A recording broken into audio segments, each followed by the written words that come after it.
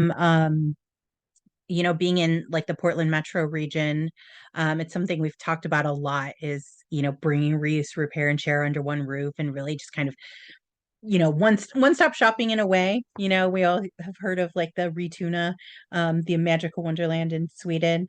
And so how do we Americans do it? And so with that, I'm going to hand it off to Josh and Sarah and kind of let them talk about the great work that they're doing. And then hopefully if we have time, we're kind of short, but if we have time, squeeze some questions in or drop them in the chat for them to answer later. Hey Liz, can you Yeah. enable my sharing? Um, oh, we didn't make you a host. All right. Now try it. Perfect. There you go.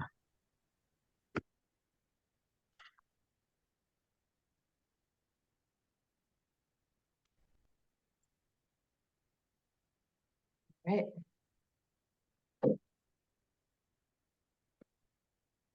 Did Josh make it into the room? I am here. Yes, Oh, he's here. great. All right, well, I'll get us started. Welcome, everybody. Thanks for coming to our breakout room. I just introduced myself. So I'm Sarah Jo from Methow Recycles, and the other co-presenter is Josh Epstein, Director of Seattle REconomy. and we're going to be talking about repair, reuse, and share coming together under one roof.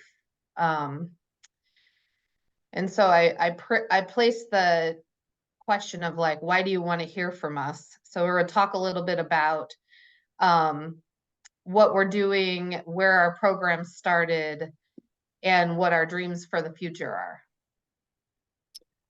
So Seattle REconomy actually started as Sustainable Northeast Seattle in 2008. And in 2013, so 2008 to 2013, we were doing mostly events, classes, talks, gatherings. In 2013, we got a grant and were able to start the Northeast Seattle Tool Library. We moved into our current building in 2018 at the La Villa Dairy, just off of Lake City Way. And we got a bigger space, which allowed us to start experimenting with other kinds of services in the reuse repair world.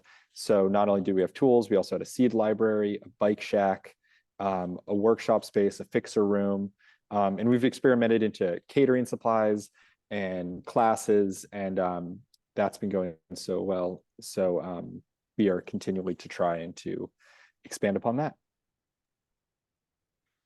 So Methow Recycles started as a material reclamation facility, or a MRF, in 2002 in Twisp, Washington. It all got started because our local municipality has an opt-in to trash and recycling, and there were no other services available. So a group of very well-meaning and retired waste stream professionals all kind of chipped in to start Methow Recycles, bring in a baler. In 2015, we started curbside recycling. We're one of the only rural communities in Eastern Washington that offers curbside commingle recycling. And then in 2017, we also dove deep into the world of waste prevention, where we started Repair Cafe, tool libraries, and construction demolition material reuse. And right now, all these programs are scaled in a pilot kind of size. And our Repair Cafe, we finally kind of figured out like we do it really repetitiously in conjunction with our local food bank. So they host us at their property on the third Saturday of every month. I'll pass it back to you, Josh. Yeah, I see a city or a question. Where did we get the grant? It was through what is now Recology, which is the hauler in Seattle. I can't remember what they were called back then, but something different. But so Sustainable Northeast Seattle started as, it was just similar, like a group of concerned citizens wanting to figure out what they could do for climate resilience. And mostly were unfunded, just volunteers. And then they found this grant, and it was like, it was whoever could do the most reduce the most waste, whichever neighborhood would get this like large grant. And so their neighborhood won, but they didn't have any proposals. So they came up with the proposal for a tool library, and that got us started. And coincidentally, we just got sponsored by Recology recently again. So that's pretty cool. But what we're doing now, so similar stuff, but bigger. So we have about 7,000 tools at each location.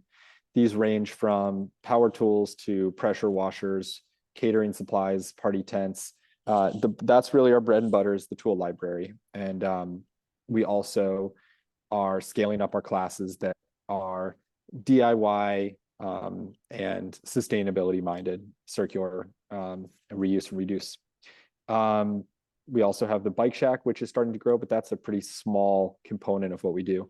And we are just starting this new space, which will tiptoe into reused building supplies under the same roof and seeing how well that works. And what we're gonna try at first with the reused building supplies is try to have supplies that really go well with the tools that we have, and that are kind of bigger bang for their buck. So hardware, some higher end lumber, light fixtures, that kind of thing. Maybe not whole cabinet sets quite yet.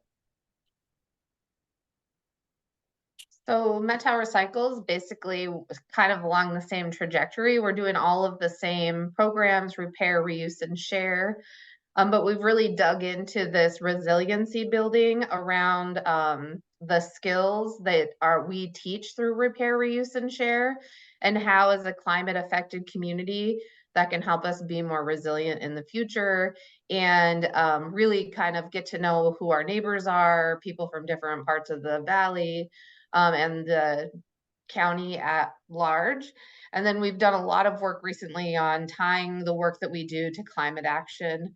So that's really what we've been focusing on as we're trying to scale these programs.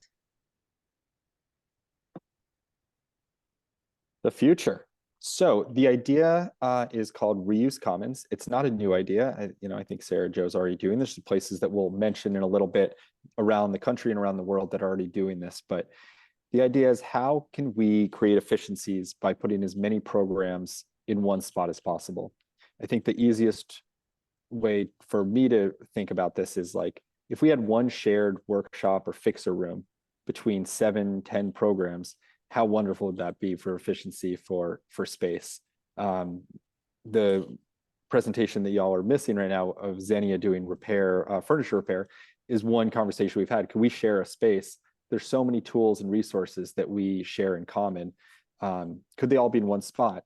And how big could we make that? The biggest dream that I've heard is taking over every mall in Washington that's dying. So Northgate Mall is the closest one to me that's dying. And if the city or a nonprofit or something was able to buy that mall, which is a big lift, could we make it so that any organization that's in the circular economy could rent space there at a subsidized rate? And then everybody would know that that's the one-stop shop for getting rid of stuff sustainably. The space we're in right now, we are just renting this top space, about 3,000 square feet. So it's really a pilot program as well. Like, how many little things can we fit in here, and where are the efficiencies that we can find? Hopefully in the next couple of years, we're going to buy this space that would expand us to about 10,000 square feet, and could really open up options, not just for what we offer, but the other organizations that we could invite in that can maybe rent from us in a subsidized way and share those efficiencies. I'll just be forewarned, I'm trying to turn the sound off of the next slide, but I haven't quite figured out how to do it. So bear with the jingle if it arrives. Oh.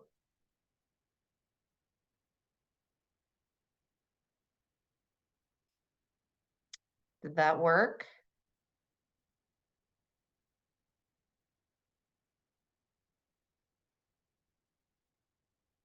Essentially, can you guys still hear me?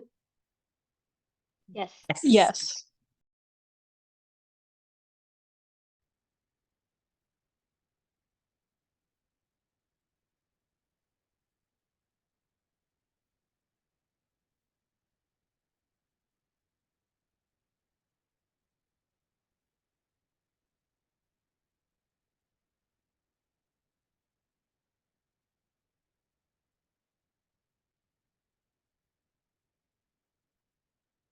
So thanks for bearing with the jingle.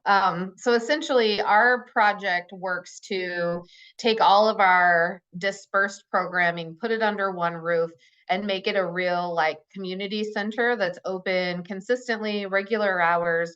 It's in a really prominent location within our community. Some of the challenges that we're facing trying to move this forward is land. Land in our rural community is a very,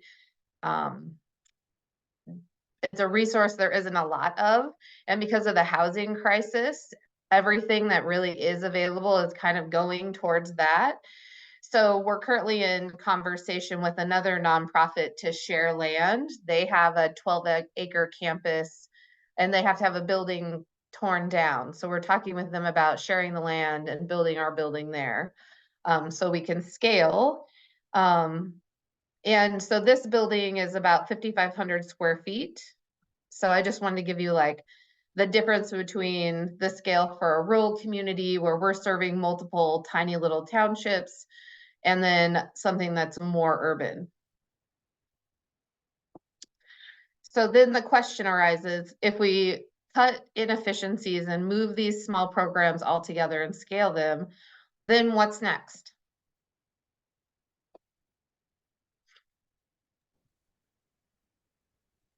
So I want to talk, I think this is the time, Sarah, I can talk about how we are connecting our state, right? So Yeah. we're working with several folks in the circular economy to explore what it would look like to move materials around the state. And the obvious problem with this is that moving stuff costs energy and could negate all the good we do. But hopefully we're getting a fleet of, I don't know, Ford Lightning soon. But the idea is that we have some connections in Vancouver, Washington. There's the Methow, us, and several other organizations in the Seattle area. There's a Round Again out in Sequim, Washington, and then Dave Bennick and the Reuse Center up in Bellingham. And could we set up some things, figuring out what does Methow really like to have? What do they have too much of? How can we send our resources? You know, it turns out we can sell stained glass windows all the time, but we can't get rid of doors. So we're going to be doing some shipping around. And we've already started a little bit of this. We've gotten some materials from Bellingham and from Sequim and sent some back from them. So we're kind of tiptoeing into this, which is really exciting. But the idea of a statewide network would be could be incredible. And then I follow this nonprofit organization in rural Ohio called Rural Action, and one of their partners is called the Reuse Corridor. So it's a very similar concept to what we would propose in all through Washington State. And they're a multi-state kind of resource, and they use the defunct mining industry infrastructure to move reuse materials around their region.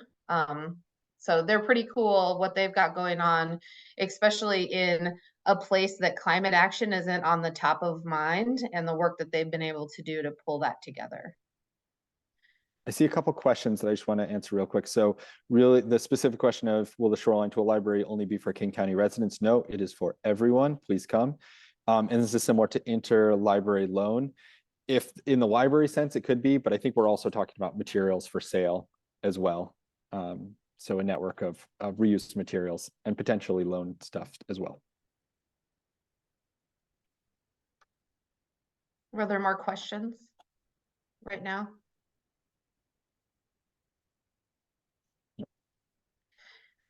And then this slide here is kind of one of my big dreams.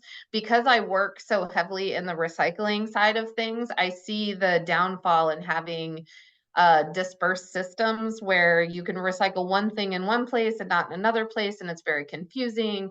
Every community has different signs and different ways of doing things.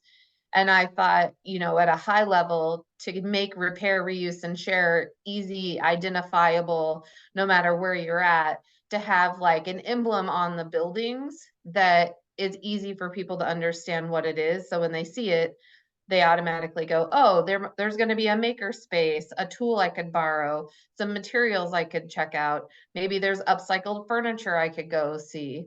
And so that's a big dream of mine, to kind of work towards conceptualizing some logo that's used across the state that identifies these programs.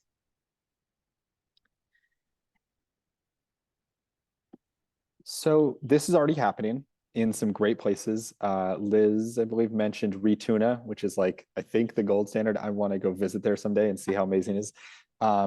That is, yeah, welcome to the world's first recycling mall. So everybody, haulers, bring all their stuff there, and then it's redistributed to different business owners that sell the different goods. It's amazing from what it sounds like. Resource Central in Boulder, Colorado, around again, out in Squim.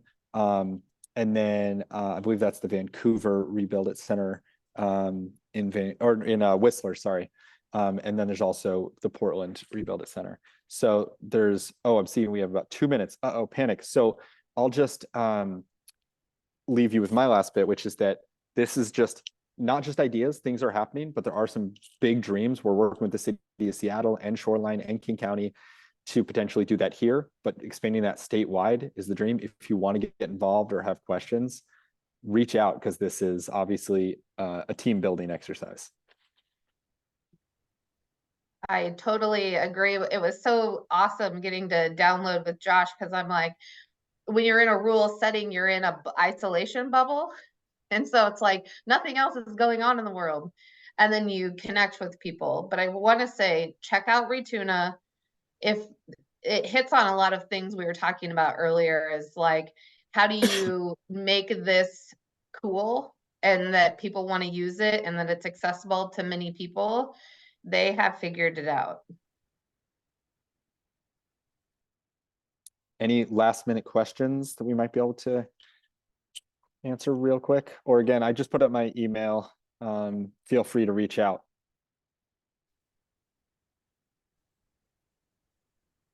Thank you, Josh and Sarah Joe. I'm so sad we had technical difficulties, because yeah, I could definitely use a much longer session of this, and look forward to seeing what you all pull together. I don't know, maybe Oregon might have to beat Washington to the race of, of all under one roof. No, we could work together and share. I love the resource sharing. Thank you all so much for your time today. You can go back to the main room if you want for a minute, but we're pretty much wrapped up for the day. We're going to start again at 3 o'clock tomorrow, and we have another round of great speakers and sessions as well. We really appreciate you all coming today. Thank you so much.